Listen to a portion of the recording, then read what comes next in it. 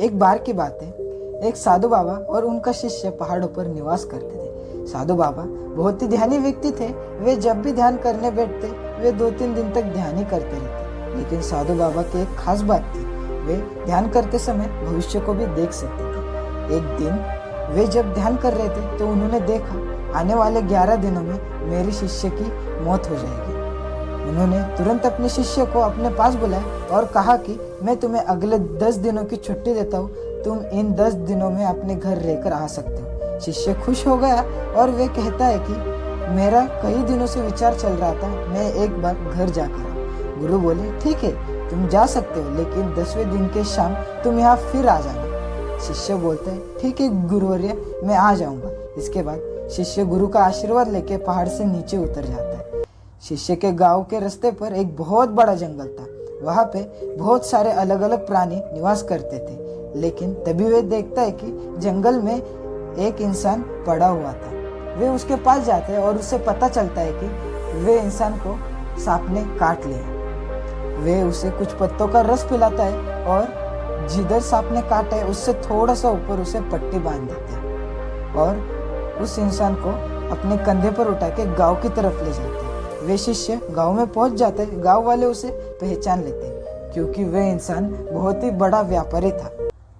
फिर वे शिष्य गांव वालों से उसका नाम और उसके घर का पता पूछते हैं।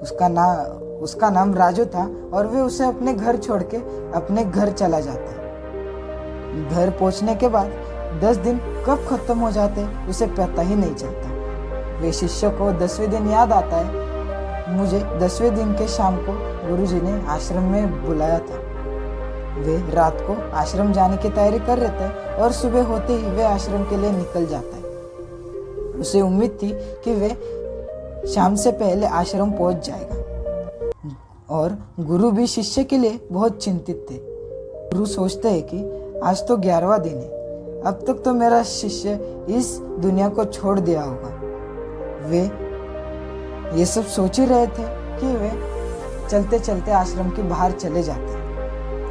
फिर वे देखते हैं कि उनका शिष्य आश्रम की तरफ आ रहा है। वे देखकर चौंक जाते और शिष्य को आते ही गले लगा लेते। वे चिंतित थे कि अरे आज तो 11वां दिन है, शिष्य अब तक जिंदा है। उन्होंने शिष्य से कहा, आश्रम से जाने के बाद तुमने जो कुछ भी किया वो सब तुम मुझे बताओ। वे शिष्य उस राजू की कहानी गुरु को बता देते हैं। अचानक गुरु के मुंह से निकलता है, कर्म लौट कर आते हैं। मतलब कि इस कहानी के तरह अच्छे काम करने से आपकी उम्र लंबी नहीं होगी, लेकिन हाँ, आपके जीवन में जो भी परेशानी और दुख है वे सब कम हो जाएगा।